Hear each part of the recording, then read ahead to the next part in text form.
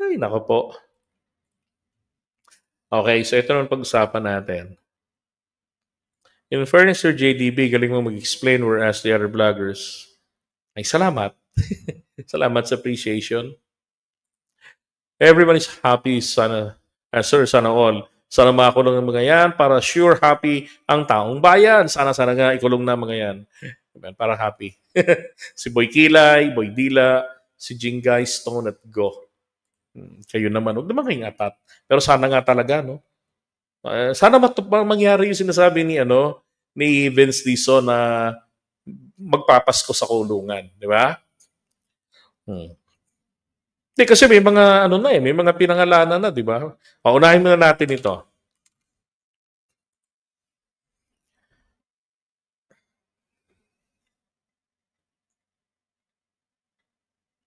Good morning po sa inyong lahat mga kapatid. JDB uli ang inyong abang lingkod. Ngayon, ito ho yung balita.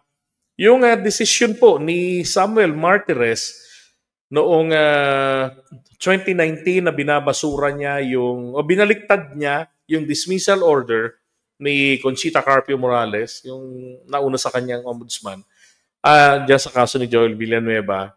Ito na nga, isinapubliko na ni Boyeng Rimulya.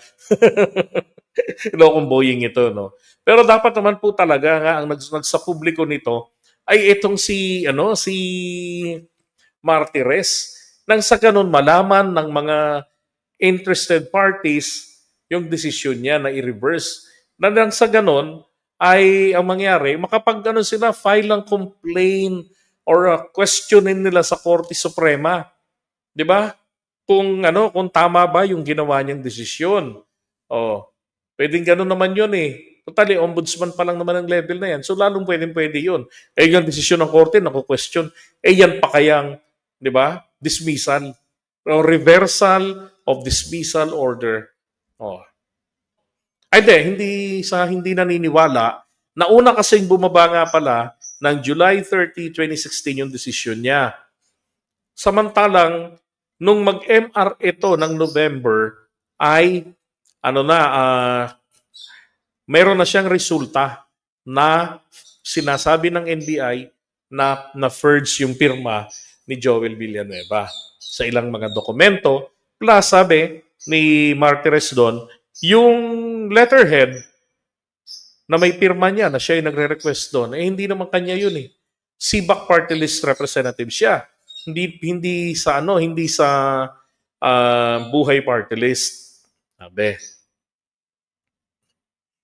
Okay?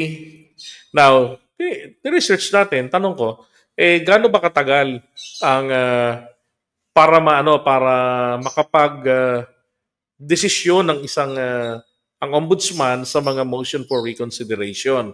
Kaya lang, sabi rito, under Rule 2, Section 7 of the Ombudsman Rule, a respondent has 5 days from receipt of ombudsman to file reconsideration. Okay? And however, rules do not specify mandatory period for the ombudsman to resolve or act on that motion. Okay, so, tanong ko nga, sino ba ang nagkamali dito sa MR ni Joel Villanueva? Unang-una, tingnan niyo man nangyari etong MR na to, nilabas ng July, yung original, yung dismissal. So, meron lamang hanggang August, kung susundin ito meron lamang siya hanggang August 5 para mag-file ng motion for reconsideration. Tama? Ngayon, yung ombudsman, wala silang patakaran kung gaano ka-ikli o kabilis na re-resolbahin ang motion for reconsideration. Si Carpio, si Morales, hindi po niya ni-resolve ito. Bagamat November at December, nag-file na si Joel Villanueva ng motion for reconsideration. Diba? Inabot na ng kung doon nagkakamali, nawala siya sa pwesto 2018, and then pumasok na itong si Martires, tapos nitong dinismiss niya 2019 yung kaso.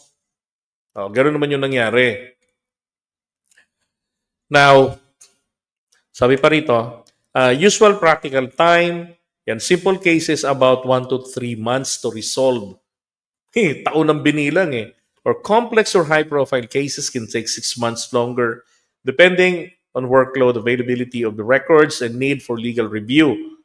In reality, decisions may take longer, especially if multiple respondents or new evidence is submitted. Diba? Sabihin man natin na kahit na isang taon man lang, wala pa rin eh. Diba? Kung 5 days lamang para mag-file ng MR, wala na, hindi na pasok sa banga itong MR ni Joel Villanueva. Pero, ganun pa man, sabi ko nga, kung titignan natin ang titik ng batas, may pagkakamali on the side of the ombudsman.